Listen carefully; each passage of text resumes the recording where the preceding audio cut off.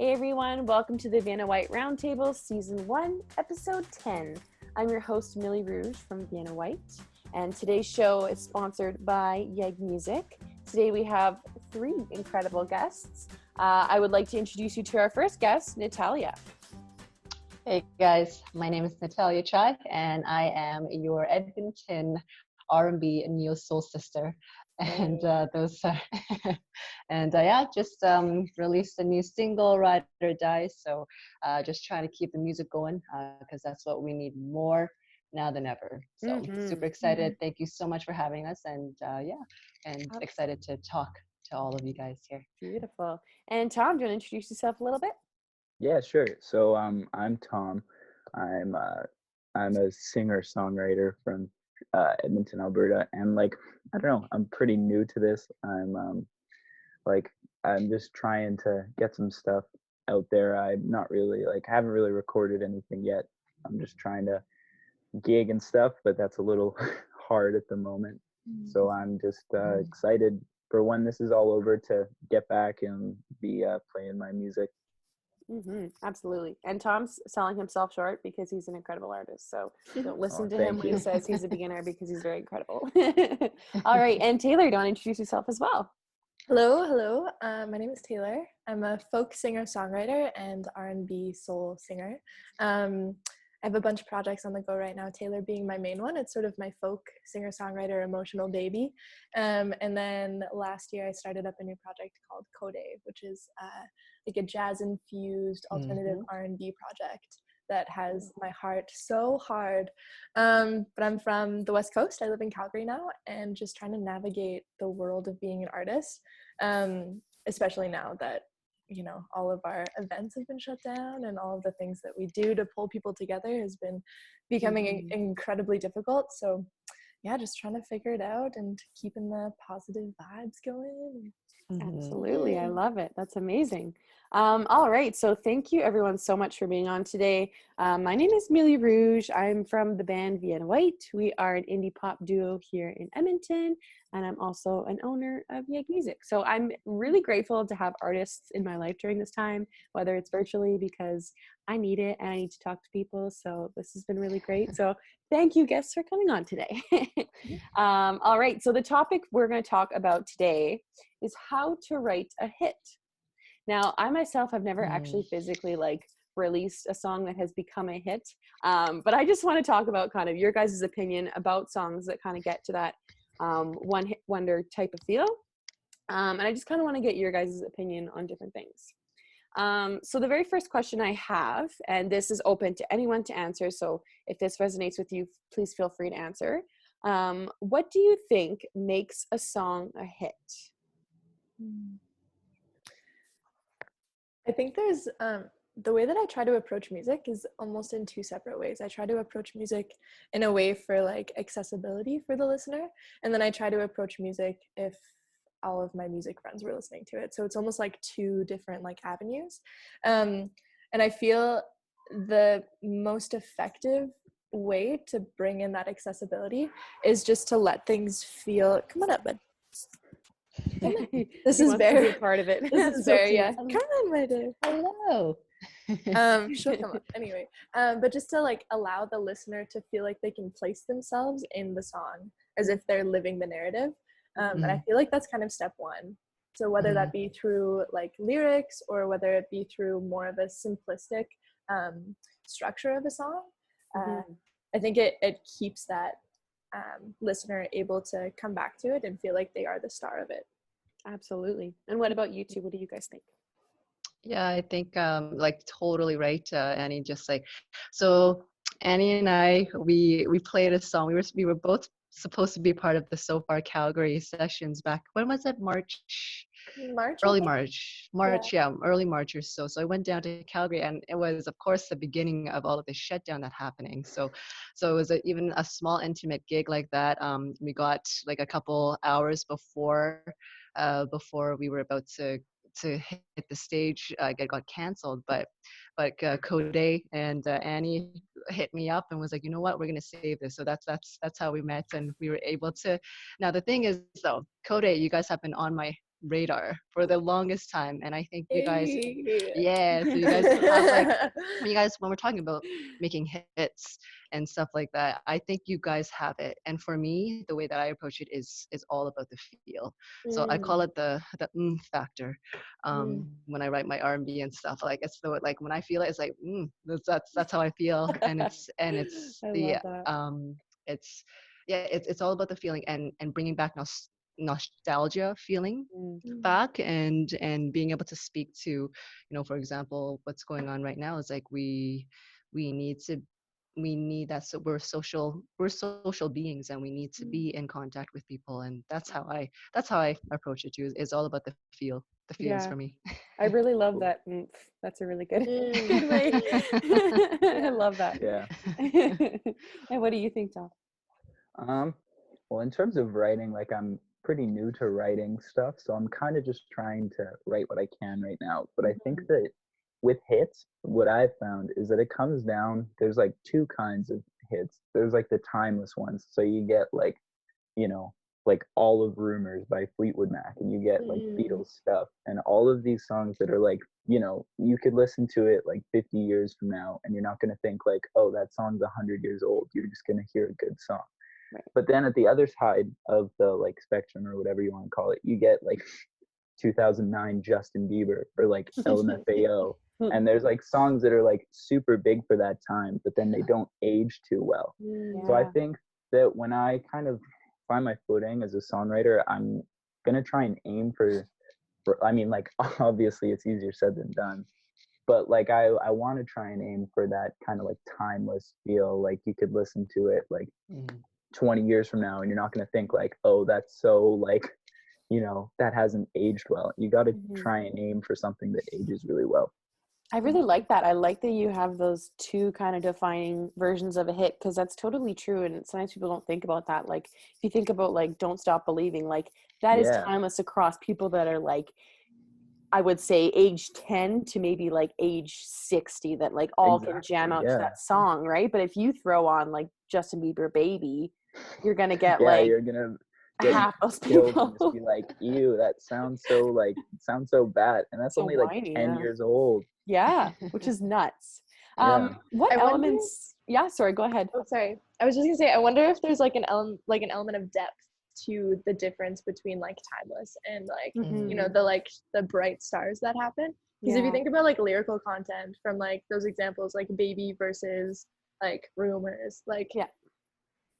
I don't know. It's like Yeah. yeah. I think it's pretty self-explanatory in terms of like maybe why it could be considered timeless. Yeah, But I that's true think too. that like pop algorithm and the hits that always like hit the charts one after another, I feel like they follow kind of a similar Format roadmap almost. almost. Yeah. Absolutely. Yeah. Yeah, And that's as someone who's like in pop, I I kind of write to that way, and I'm like, it's probably not a great thing, but I mean, if it gets people's attention and like hooks them in, there is some value to that, right? yeah. And this next question tied in perfectly to what you said, Taylor. What elements of a song do you think hooks the audience member or the fan? Like what part of the actual song or the music makes people hook to it, where they're like, I love this song, I'm going to listen to it for the next 6 hours on repeat? Like, what do you think that is? What do you guys think? I think maybe the instrumentation sometimes. It's a lot of the, like what I'm trying to even do myself with my new stuff compared to my old stuff is the progression. It has to catch you off guard, because you know, sometimes, especially in the bridge or whatnot, is if you don't want to follow the diatonic scale, right? Go off, have it slap you in the face and be like, hey, and then your listeners will be like, oh my god, what happened there? And then it'll just, and then you got to bring it back home somehow. So that's for me, that's for one part for sure for me. And I guess it depends on genre too, right? Not every genre is going to be the same. Like for you, Natalia, That's true. Yeah. I could see how it'd be different, right? What would you guys say in your terms of your genres of what you think an element, or any genre, really doesn't matter. Like for you or Tom or Taylor, what do you guys think? I don't know. I think that like for at least it's kind of hard, right? Because you know, like what I would define a hit is different from like what somebody else who listens to a total different like genre might define. Right. So like for me, I feel like it has to do with I don't know, just like I feel like a chord progression doesn't have to be, I mean, for my writing, a chord progression doesn't have to be insane, but like, Yeah. you know, the bass line could be doing something really cool, or like lead lines and stuff. Mhm. So I feel like when I'm trying to do my own writing, like I don't care if it's like you know, a 1-5 or like a 1-4-6-5, 1-4-5. Yeah. something Yeah. stupid, like just a super easy chord progression. But like as long as there's something that draws the ear in, I think that is really important. Yeah, Mhm. absolutely. Yeah, I would agree. I think like the element of surprise is so nice. And, like Natalia, like you are so great at bringing that into your instrumentation. Like this girl's key skills are insane. I was like watching you play and I just like kept like getting lower in my seat, just being like, what? I was like losing my mind. But like I feel like that can be applied to all genres, is the element of surprise. So like sometimes with my folk stuff, because I also love R&B, sometimes I'll throw in a really like jazzy like major 6 major 7 vibe, and then all of a sudden it takes that like really simple chord progression and like sprinkles a little bit of like an earworm into it, because I think people like catchy in terms of anything you do. So if you can create that element of catchiness and then only sprinkle it in slightly so they have to listen to the whole song over again, it's like a bit of manipulation, but like we like want to hear that again. And then Totally. I think playing towards the human ego is a fun thing too, because if someone can catch your chorus and sing it the second time through, all of a sudden they feel important and they feel involved. And so it's almost like keeping that space open for making it more of like an interactive experience as opposed to just like a listening experience, I think. Yeah, and I think that's actually really an interesting point you brought up too, because you mentioned kind of like a blending of two different genres. And I think I've talked about this guy so many times this week, I swear, but Post Malone does a really cool job of that, because he's really good at throwing in like these rap beats, and you're just like, oh, that's like, I mean, I'm not a huge rap artist, heavy bass, but like it's like really cool. And then there's times where he throws out this indie singer-songwriter song, and you're just like, oh, I would never have expected that, but like it's unique and it's different, right? So I think that sets it apart from like your typical like, this is your Meghan Trainor 4-chord song, right? It's still catchy, but I think that really has that, like we talked about, like that more lasting value over the years that will hopefully kind of last, right? Yeah. So what techniques have you, or sorry, this is actually my next question. Where do you think some artists, and I mean this in the nicest way possible, but where do you think some artists go wrong when they're songwriting sometimes? How do you think they kind of get clouded? Not that there's really any right or wrong way to write, but I know for myself, sometimes I have just songs where I write and I'm like, this is just not a good song, and I'm just crumpling it, and I'm just like, this is out in the trash. So where do you think some artists can tend to go the wrong direction when they're writing? Like either they're too lengthy, they have too many solos, there's too much going on. Like what are your guys' opinions on kind of where sometimes singer-songwriters can go wrong? I think for myself, sorry. No, you can go ahead. It's fine. I personally fall into this trap, and it's something that I try to be mindful of when I write new stuff. I get stuck in this idea that like, if I have used a chord progression before, if I've used a lyric before, if I've used like an idea before, then like I don't want to be redundant. But it almost limits the like intuitive capabilities of my songwriting, because all of a sudden I put all these like rules and I'm like, I used falling like 7 times in 7 different songs, like find a new word, Annie, come on. But like that, the idea that things need to be overcomplicated in order to be respected by other musicians, that's where I fall into, because I always want to make sure that my music is again accessible for the listener, but I want my fellow musicians to be able to respect it and almost like validate that sense of musicianship within me. But that can be such like a hindrance. It can be such a hindrance, because like you turn off your emotional response and it just becomes like more logistic and like an algorithm that you're following. Whereas I think something that's so beautiful, specifically in the genre of like folk music and singer-songwriter style music, is it's so honest and it's so raw, and there's not a need for like overcomplicating, I don't think. Absolutely. So I yeah, really so like that's that actually. my Yeah. flaw. I really, and what I'm interested in is like I'm a huge fan of Taylor Swift, which is funny to some people. But I like that you mentioned like the fact of like repeated words and how you're like wary to use it, because she actually in one of her albums like she writes all about colors, like just one color, specifically the color blue. But basically in a bunch of songs, she keeps bringing up this word blue. So it's interesting how you as a songwriter were like, oh, I keep using the same word, right? But then there's some artists that take that and they say, I'm going to make this like a thematic thing, or like I'm going to use this to really like speak about my album. So I think, yeah, it's really interesting that you think of that as kind of like, oh, you know, I shouldn't repeat it, but I mean, really, there's no right or wrong. That's the really cool thing, right, about it. But yeah, Tom, you had something you wanted to add as well?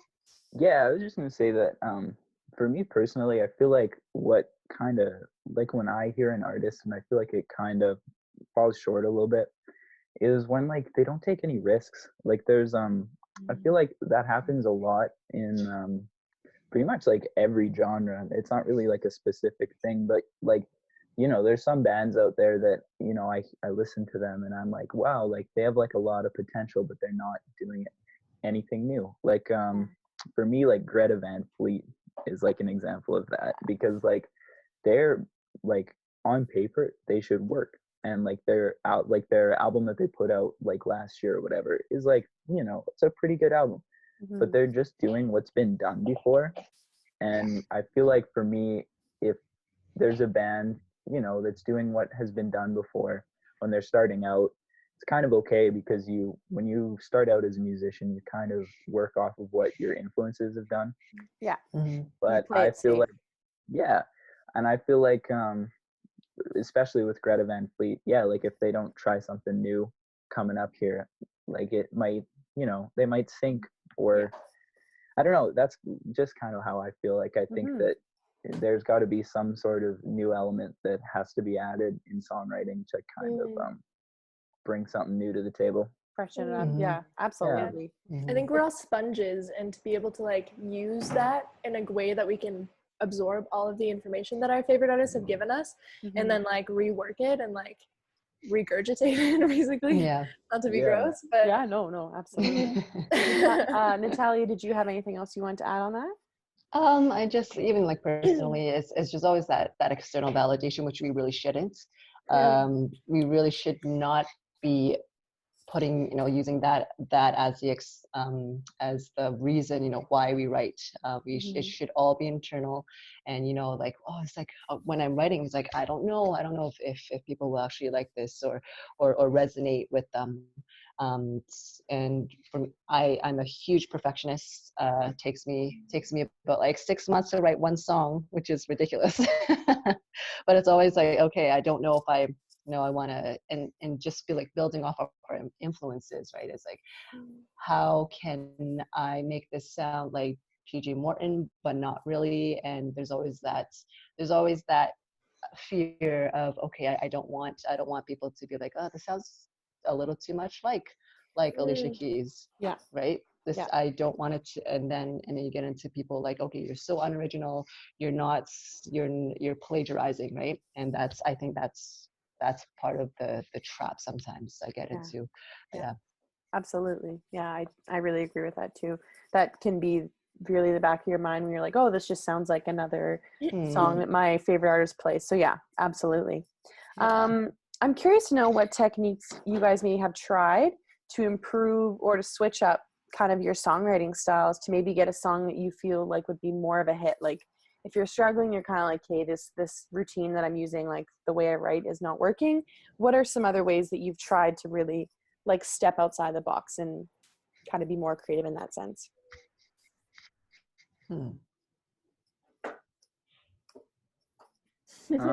You're all like, I just write the same. No, I'm just kidding. For me, I feel like I don't know, it seemed to have worked so far since I'm pretty new to it, so I kind of just kept doing this. But I have like my loop pedal, and I'll always, I'll come up with a chord progression or like a lead line, and then I'll figure out the chords that go around with it, and I'll just keep building on it until I have an idea for, whether that will be like the verse or the chorus. And then I kind of just keep adding on like different parts of the song And so that seemed to work for me, especially as like somebody who's like, I don't want my songs to just be like guitar and stuff. Like if I was to record, like I feel like that, I don't want to say boring, but like for me, that's something that I don't really want to do. So yeah, I feel like that's a good way to kind of figure out the feel of how I want my songs to be, is to use that loop pedal to just add on stuff in like a really simple way. Yeah, absolutely. What do you ladies kind of think? Like, do you typically write in the same kind of songwriting style typically? Like, do you find there's one technique that kind of works the best for you to write your songs you put out? For me, I always start with the chord progression. Sometimes I'm like, I tinker around on the piano, and then I find a chord that I like, and then I start hearing the next one, and then because it's based off a feel, then I kind of get a concept around it. So very similar to you, Tom. But what I'm trying to do now is the opposite. Is just writing anything, like have a journal or whatever, just writing whatever first, and then see if I can find a chord progression to that. I know one of my new songs that are coming out, I'm starting with the chorus. Start with the chorus and then go to the verse, right? Which is a little bit different. I know it's not something that's new. A lot of artists have already done that, but there's something different that way. Yeah. Absolutely. What songs have become famous that were one-hit wonders that you actually really liked?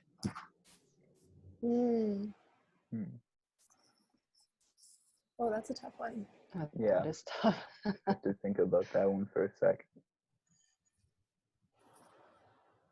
You know, it's like when someone's like, "What's your favorite like album?" You're like, I don't know. Yeah. There's too many options. I don't know." I'm a big Stevie fan, and like I guess I wouldn't call any of his stuff one-hit wonders just because he is a legend. But anytime anything off of Intervisions comes on, I am in like full bliss mode. Like, whew, so good. I love it. Natalia or Tom? Oh, geez, I really can't. Yeah, I'm not Okay. 100% sure either. That's like, it's hard to think about, I feel like, because you know, when it comes to like one-hit wonders, there's like artists out there right now that you could consider one-hit wonders, but are like still doing stuff. So it's kind of hard to classify them as that like yet. And then like stuff in the past is kind of like in the like 70s and stuff. Yeah. It's like a little bit, it's like a little different, I feel like. Maybe oh, I just thought of it. What's that one? Somebody that I used to know by like Gotcha or whatever. Yeah. Oh, That's that's a cool really song. good one. That's a great Yeah. song. Yeah, I love that Yeah, song. I was thinking there's a lot of R&B in the 90s. I think it's three women, three Stilo. I think they were known as Stilo. I can't remember exactly. It's a very slow R&B vibe, but it was that one song that really got them, and then afterwards, but then afterwards they kind of fizzled out a little bit. I think it was Stilo. Yeah. Cool. Really Do you guys remember Baby Bash? No, I No. don't. You know the song Sugar Sugar? Yeah, yes. Oh my God. Yes. Oh, yes. that song is always on every Oh, playlist I always. ever create. Yep. It's so catchy. That's too funny. In Definitely. every I had club an- you go to. Yeah, seriously. I had this night the other night with my partner, and we were just like going through like old 90s like one-hit Yeah. wonders and built an entire playlist out of them. And there are some serious bangers back then. Like That's awesome. Right? Aaliyah. Oh, Oh yes, Aaliyah, definitely. yeah. The 90s were a good time. Now to kind of go the opposite direction, what songs do you really not enjoy that became one-hit wonders that you kind of wish hadn't become one-hit wonders? Honestly, anything from the early 2000s that was in the pop genre, I'm going to be honest. Like, it hurts me. They hurt me. I have like, do you guys know what like synesthesia is? We like listen to music and it produces like color, and that's how it like translates in your mind. And so for me, like a lot of that genre is just so chaotic and like bright flashing neon lights, and it just is like demands attention at every beat, and it is so hard to listen to. Yeah, that's fair. What about you guys? Oh, I might sound mean for saying this, but I didn't love Old Town Road actually. Oh no, I hated that. No, Are I you don't kidding? like it Okay. either. No, that was I'm glad that you terrible. guys were on the same You're like, page. "Whew." Well, Yeah, no. I That's just feel terrible. like I don't know. I don't want to say that it like good for him. Like if he wants to do that, that's fair. But I just feel like it was kind of like I don't know. It was fun, which is like one thing, but I don't know. For me personally, I just felt like it just didn't have too much substance, and I was like, nah, it's not my favorite.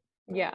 I'm not gonna lie, that song's a banger, and I was banging it out in the summer, but it's definitely a one-hit wonder I'm for not a gonna reason. I'm not hating on you for that, but I just mean like, oh, personally not for me. I think part of it too is that like I work at a pool, and like man, last summer we get like 200 kids in every day just screaming that song, and I was like just slowly losing my mind. Kids ruin everything. It's really true. Yeah. It's actually really funny because last summer I was working at a horse race track, and we were working at a food truck. And this is right when this song came out. So every time we leave the horse race track to go home, we would like blast that song. We're like, for some reason, it was very satisfying. It was like working with horses, and you get to hear Old Town Road. It's like, this is perfect. I think there's like maybe a bit of a disservice in music where like we expect music to always be this like really beautiful, like represented, lyrically sound thing. Where like, I don't know, some people just don't care. Some people don't want to listen to you talk about your feelings for a full album. You know what I mean? So like that type of music can be so cathartic in its own way. But and some people just want to listen to feel good music, and like when they're, you know, getting ready to go to the bar or they're going to a friend's house for a barbecue, they just want to listen to songs that are silly. So yeah, that's actually a very good point. I feel like, sorry, can I just, go ahead. I feel like somebody kind of like walks that line really well is Chance the Rapper. Yeah. He's got some songs that are like some songs that are like just like so fun, and like, you know, they like, I wouldn't say that they have like no substance. There's still like a message, but like there's some songs that are just absolute bangers, and then there's some by him that are like really like they cut kind of deep. So I feel like if you can like do both at the same time, that's awesome. But if you're just kind of on the like side of things that is like, you know, not as much substance, that's when it you kind of enter a one-hit wonder territory. Absolutely. Yeah, that's a really good point. My question, this one's a little fun one. Would you rather release a bunch of albums that are listened to by like a small amount of people, like a small fan base, or would you rather release a one-hit wonder that gets you a bunch of recognition, you kind of hit that fame, and then you slowly just fade away? So examples of these are like Gangnam Style, like Fetty Wap, Iggy Azalea. This is in the pop world. What would you rather have happen in your musical career? That's so hard. Know. That's really hard. Yeah. My like, I think, go ahead. No. I think for me, I would rather, I'm leaning towards releasing small projects and just building, so that it just allows me to also build on my own crafts and always progress. And it does take time. It does always takes time because if you grow too quickly, you're gonna die off quickly, right? And I would rather do it the humble way first, you know, have a small group, and then just slowly build. Even if it takes me 10, 20 years, 30 years or whatnot, I'm totally fine with that. What do you guys think?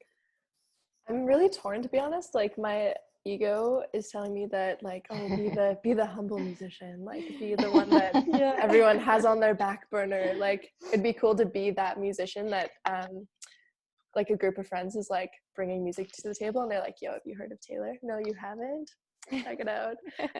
But also the financial freedom that a one-hit wonder would offer is the royalties. So tempting. I'm not gonna lie. I'm not gonna lie. That is so tempting. Yeah, absolutely. I really admire.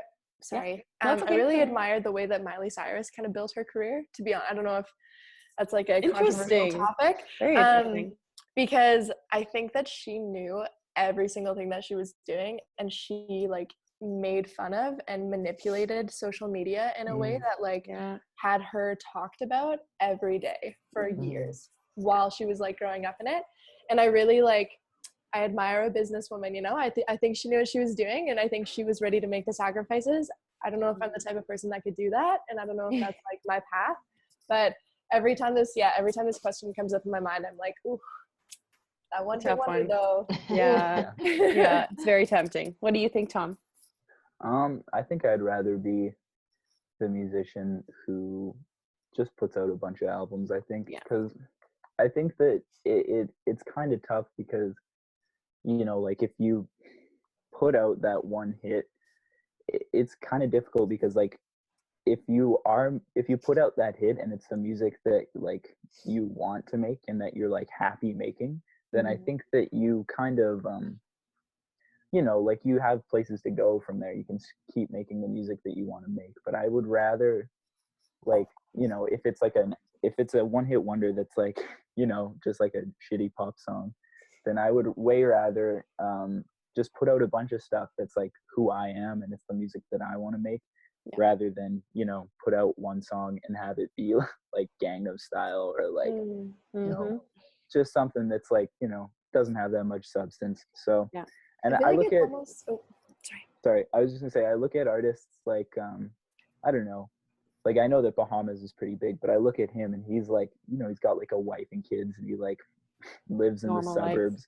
Yeah, he lives a pretty normal life, but he's a musician, and I think that that's kind of like the perfect way to do it. Or like Mac DeMarco, people who, you know, they can live that crazy life, but like are really like kind of toned down at the same time. Yeah, I think it was, what was it, the one hit wonder versus the humble musician life. I think it kind of comes down to like intention and what you hope for your career, to be honest. And this is something I've been like trying to get really like real with myself, is like at what scale do I want my career to go to, whether that's a local scale, whether that's a national scale, whether it's a global scale, and then utilizing the tools and almost like working backwards from there.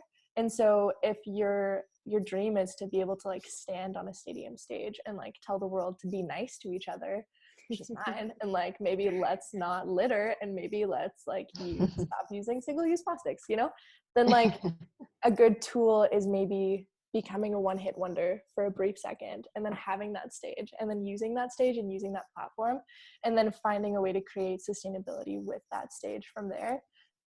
But also I don't know because I'm not there yet, so I don't really know like what the way to go is. But I think it's really easy to fall into a trap of like taking yourself too seriously, and like I always want to be this like philosophical fucking princess that like everyone like listens to, you know. I can like stand on stage and just be like, maybe we should be nice, and people will be like, oh my god, wow. But like sometimes it's just about like having fun and recognizing what is going to line up with your life and what's going to line up with your path, and like utilizing the tools and making the sacrifices from there, because I don't think it's an easy career path that we've chosen. I think it is actually quite hard, especially because so much of it is external, and even right now, like with everything that's going on, like none of us have control over our careers right now anymore. So like this is just one example of how out of our hands this path is. But I think if you want it, and I think if your intention is set in stone, then like whatever outcome it is that is meant to serve you will appear, I hope. Yeah, I really like that. That's really cool. My last question for you guys today, and then we're actually going to sign off. If you only had 1 minute, so 60 seconds, to write a hit song, what elements would you throw in that 1 minute to try and make that hit song if you only had 1 minute? It'd be hard. I think I would start with like a bass line probably, because like I would want it to try and kind of like move around and be kind of like, you know, have like, because you can like I feel like a bass line more than like other instruments. Well, like maybe not piano, but like bass is kind of the first thing that, at least for me, draws my ear in. So I would definitely just go straight for my bass and try to do something there. Cool. I think for me, and it's kind of borderline almost like a gospel, Mm, Gospel music where you get the whole crowd going on mm, their feet, stamping, clapping, and all of that, and just getting their spirits high. Something like that. I haven't tried mm, that yet in my in my own songs, but mhm. just something that'll just get people going. I think. Yeah, Mhm. absolutely. Yeah, I think getting people dancing and then getting people a hook, giving people a hook that they can sing along to, Mhm. and then creating like a really good breakdown. Breakdowns, Yeah. so tasty, so tasty.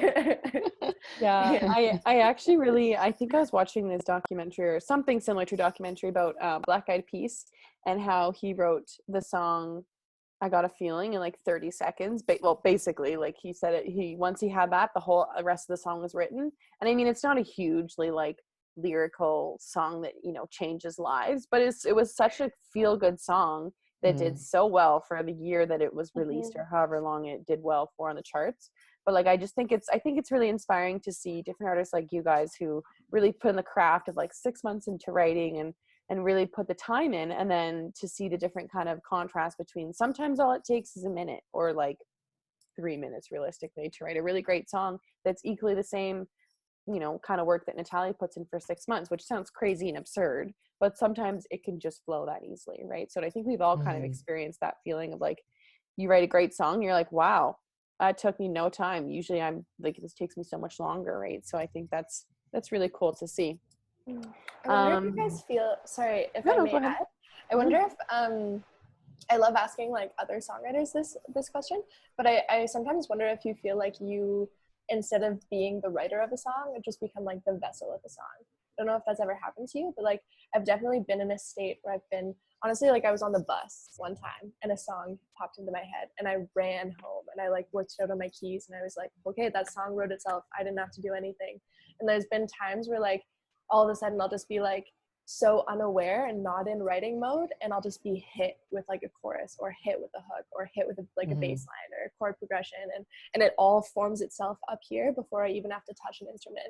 I'm wondering if that's happens to you guys. Yeah, that's actually really interesting. Yeah. But well, for Ride or Die, that was completely different. I wrote a whole blog. That took me 3 days. 3 days versus 3 months. And it was just, Mm. I don't know what happened. I was just here and I got something and it just kept flowing. Lyrics, Mm. everything kept flowing. Um, I do get the odd, like even right now, we have a lot more time. I can't write. Yeah, I'm Yeah, me just, and neither, I'm actually. in I that same can't, I've boat. right? I can't do it. I've I been can't do trying it. to, and like my favorite time to write is when I feel like I'm pressured to do so, because then it's like, hey, I only have like an hour to do this versus like, if it's like it could be like pretty much all that I do, but I don't want it to be because then it just becomes boring. Like, I don't know. Yeah. I think that for me, like, if I like try too hard to write something, it just turns out bad. And some of my ideas that I've had like on guitar or on bass or whatever that I've been like, oh, this is awesome, this is so cool. I have to try and write like lyrics or like a whole kind of idea around this. It just doesn't work, or like it doesn't work for a really long time Mhm. because Mm, I'm just like putting too much pressure on myself. If I just like let it flow, then I think that that's kind of sometimes when I've like written what I think is my best stuff is kind of like, in like a week or like a couple days, is just because I'm like, hey, like, I'm open with it. And if I don't like something, I'll change it. But like, I'm not going to like, I don't know. I try not to like doubt myself too much when I'm trying to write something in like a Mhm. short amount of time, because I just am like, hey, if it doesn't turn out well, then I only put like 3 hours into it versus like 3 weeks or whatever. Right. So Mm. Well, and I also think mhm, because life is kind of on pause right now, a lot of the things that we're normally used to, like things in our daily lives that happen and daily emotions that we kind of feel, are almost feeling like they're also on pause. So I feel like it's yeah. really Mhm. hard to find inspiration when you're like, I'm not doing my normal routine. I'm not seeing this normal person I normally see, or I'm not feeling this way I feel when I do this. Like, I think just living our daily lives can give us inspiration for music sometimes mm, too. So when we don't have that like Hmm. inspiration of our daily things that we typically do, and when we're just at home, it's like, okay, yeah, I can kind of fake it till I make it, but it's less inspiring. Like for myself, at least that's how I feel. I'm just like, I'm not motivated to do it, but which is Yeah. not good, but I can't find it. Happy to hear other people are in kind of that same boat, because like Yeah. for last couple weeks I'm like, God, like I'm not writing anything. Like Mhm. this sucks. I need to do better. But like, you know, I'm hearing that other people are in the same boat kind of, you Yeah. know, makes me Mhm. feel a little bit better about it.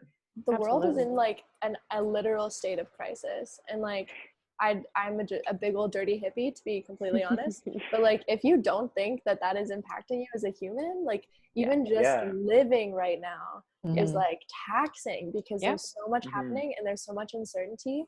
And I Mhm. think like there's a lot of pressure, especially on social media, of like posts being shared about how Yes. like Shakespeare wrote so many sonnets during quarantine, and this person discovered this and da da da da da.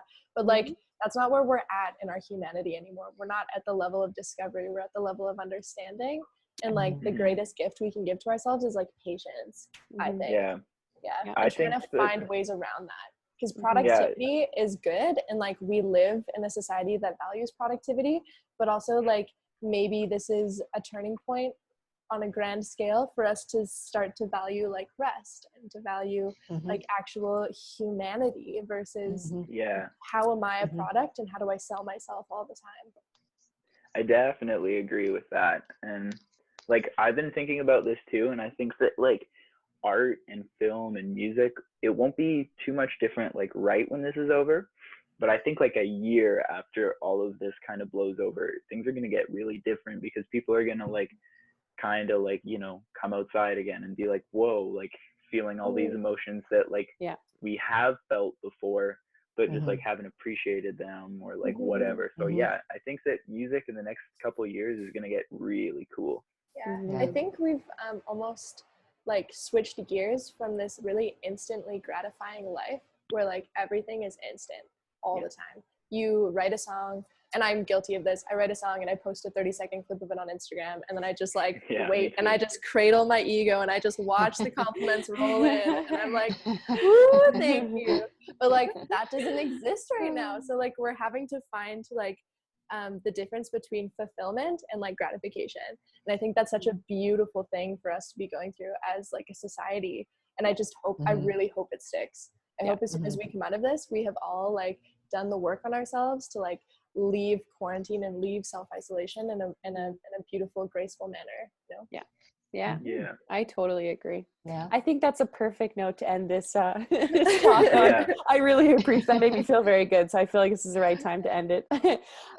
Thank you all so much for coming on. That's all the time we have for today. Once again, thank you to our guests, Natalia Chai, Tom Shenher, and TAYLR.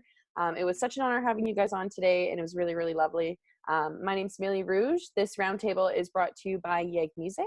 Make sure you like, subscribe, and hit the bell button if you want to be notified about more videos that we post. We post daily Monday to Friday. So I will let you guys say your goodbyes, and then from there we are out for the day.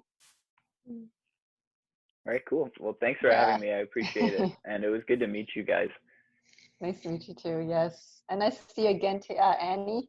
I'm coming down again, and we're gonna Heck play yeah. another show as well. And I Yeah. definitely hope to play another show with you, Tom, Yeah. and just share creativity and just all the love.